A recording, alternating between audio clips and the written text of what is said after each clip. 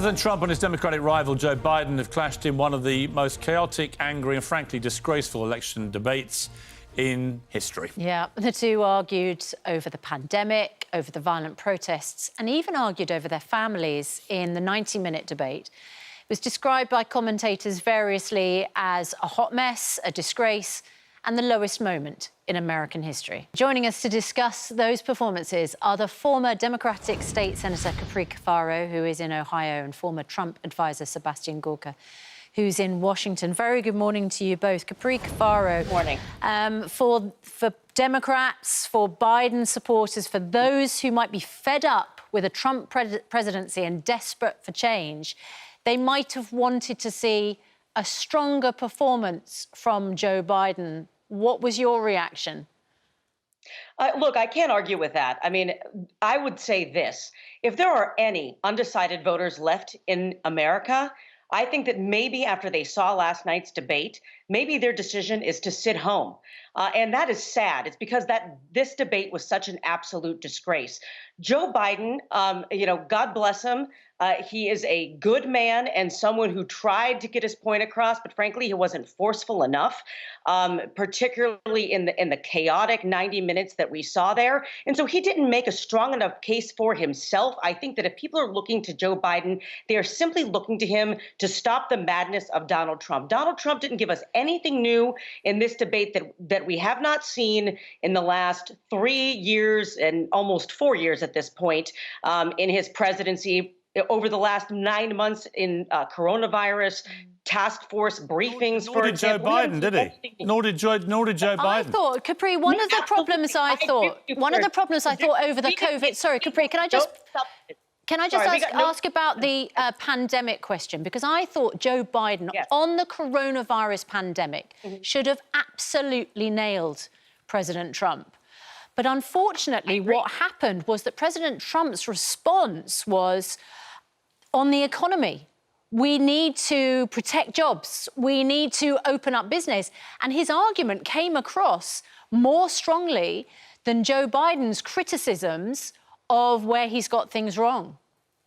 Right. I mean, this is a very good example, Susanna, of an opportunity that Joe Biden had where he could have simply said, look, because we did not have national leadership, we did not take the opportunity at the time to have a national mask mandate. Whether you agree with that or not is a whole different argument. But there are some very specific things, contact tracing, rapid testing, a whole number of things that he could have said we needed to do that the Trump administration did not do fast enough. He didn't take that opportunity. Now, I don't want to sit here and continue to beat up Joe Biden because Donald Trump was a petulant child as well.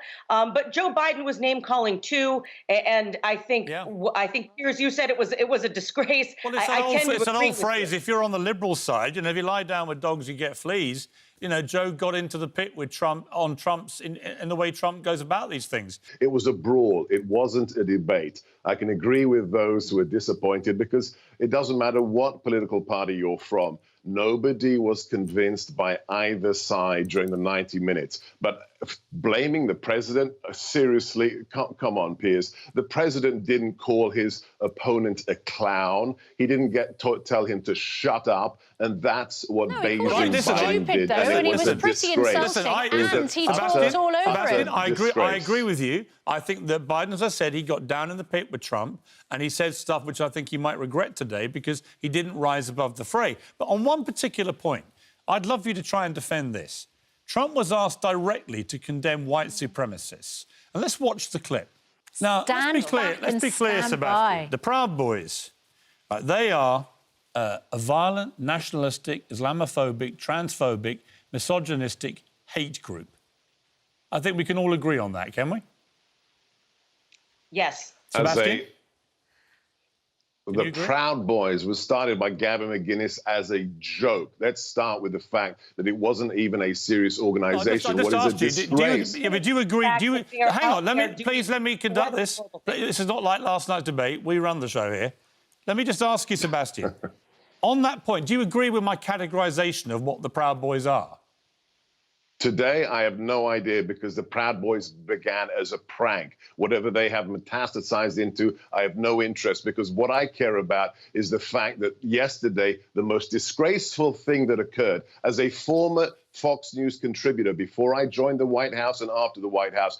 Chris Wallace repeated the utterly libelous calumny that the president called the neo-Nazis of Charlottesville fine people. That is a lie, and he should be sued for doing that. He has not and done. On the day, no, I'm going to finish this, Piers. On the day of the death of that young woman, the president condemned the white supremacists, condemned the Nazis, and Chris Wallace, 3 years later, repeated it. It's an outrage. Sebastian, it's an outrage. Can we just get I'm not going to do performative theatre for you, Piers. You're talking about something completely different. I would like to just go back to that exchange about the Proud Boys. Trump said, well, who are you talking about? And Biden said, the Proud Boys. And he said, Proud Boys, stand back and stand by. This disgusting bunch of violent, racist bigots have now got that slogan on their website. They have felt empowered by the President of the United States rather than unreservedly condemning them, which he should have done. He actually said, stand back and stand by. They took that as a call to arms. What was he thinking? Seriously.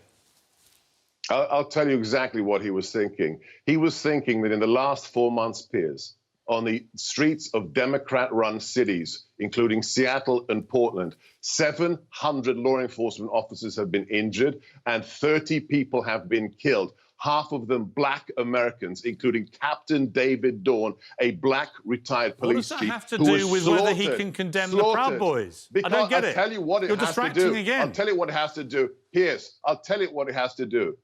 Because last night, the former vice president refused to distance himself from Antifa, said it doesn't exist. Piers Morgan, he said Antifa is not an organization. But I can agree with you, Sebastian. I can agree with you. Outrageous. But I can agree with you that a lot of the stuff that's been going on that you've been talking about is completely worthy of condemnation. And I unreservedly condemn it. But Trump couldn't bring himself... But Biden didn't.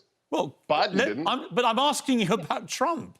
And I'm asking you why, rather than condemn the Proud Boys, who are this repulsive organisation of white supremacists, why he couldn't just say, I unreservedly condemn them, and why instead he said, stand back and stand by, that they now have as a slogan on their website. Can you defend that? I'm not here to talk for the president or to defend the president. What the president was referring to, in my opinion, when he said stand by, is the fact for the first time since the founding of our republic, we have done something incredibly dangerous without requesting to do so. It's not people who are on holiday or can't get to the polling station. The governors of Democrat states have shipped out 80 million ballots for this election, which will be absolutely impossible to count. With respect, listen, I'm sorry, with respect, what does that have to do with condemnation of the Proud Boys? Why are you not able... Why can't you bring it in yourself to condemn them? Just condemn them for what they are. Piers, because I'm not here to perform for you. I'm not a monkey that has to perform for you. Actually, you are here to perform for me. You're here to put up a... You're here to defend... I'm not here to do... I am not here to satisfy your demands, Piers. I just asked you whether you condemn the Proud Boys. Do that. Sebastian. I'm not here to condemn anybody. It's not my job. You can't bring it in yourself. Honestly, having just slammed Antifa and violent liberal protesters, you can't condemn the Proud Boys, who, to remind you, are a bunch of violent white supremacists, Islamophobic, transphobic, misogynists, hateful bigots. You can't condemn them, really? I am not here to satisfy any test of yours. I will say one thing. Extremism, it's a pretty simple whether test, it's radical... Piers, are you going to interrupt me or let me answer? I'd like you to answer. Well, then will you let me? Sure. OK. Whether it is Nazis, fascists, white supremacists under any banner, or the radicals of the left, of Black Lives Matter or Antifa, they have no place in decent society. I condemn all of it, but I'm not here to perform tests for you, Piers. That's not how we live here in America. I'm not trying to satisfy you. I've known you a long time. I'm not trying to trip you up. I'm not trying to gotcha you. I simply was staggered, honestly staggered, when I heard the President of the United States say about the Proud Boys, stand back and stand by. And I just asked you what you felt about the Proud Boys. Now, I don't think the president was talking to the Proud Boys. He was specifically asked about it. No, Piers, right before that. He literally said the Proud Boys in the sentence. Right before that. Sebastian, let me play it to you. Let me play it to you. He literally says, Proud Boys, stand back and stand by. He was talking directly to the Proud Boys. And I wrote down exactly what he said.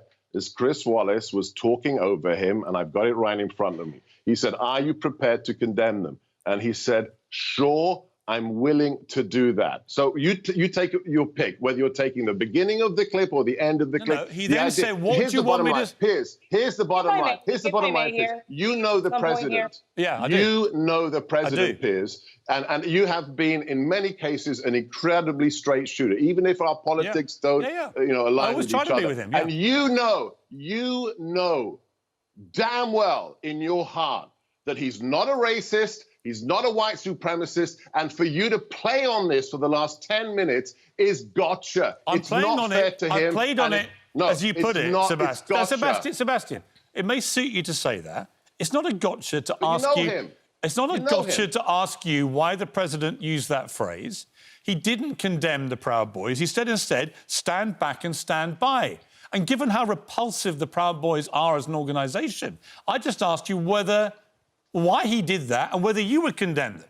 That's all I asked you. Do you think he's a... All right, then I ask you a very simple question. Do you think he's a... I'll tell you what I think he does. Do you think he's a racist? I'll tell you what I think he does, Sebastian, in all honesty. I think he is very, very careful with what he says about these kind of groups like white supremacists, because actually he knows that there's a large swathe of them that support him. And I think that stops him from condemning them. Farah, what would be your advice for Joe Biden? I haven't finished. Joe Biden needs to bring it more. I mean, I understand that he's trying to thread a very delicate needle, trying to show that he is the calm in the storm, trying to restore order into chaos, but he runs the risk of looking like a wimp. And I think that's kind of what happened this evening. He needs to be more explicit about the policies that he wants to bring to the American public. He needs to show solutions, and he needs to fight back a little bit more and not just name call and say, this guy's a clown and shut up. And I mean, that's not going to cut it. We have to remember that the next debate, which will be moderated by someone from C-SPAN, which is basically like the most neutral you possibly can be in the United States. It's a public access channel. It is a town hall format, so very different from what we saw this evening. And look, I've spent 5 years on Fox News as well. As a Democrat, I've met Chris Wallace. He had a very difficult job this evening, tried to do his best, was not able to control the situation at all. But in a town hall meeting, it's a very different dynamic. And so I think Joe Biden is going to... I'm afraid I just think that with Trump, there's never a different dynamic. He's going to come like a bull in a china shop. And if Joe Biden gets into the name calling, it does him a disservice too.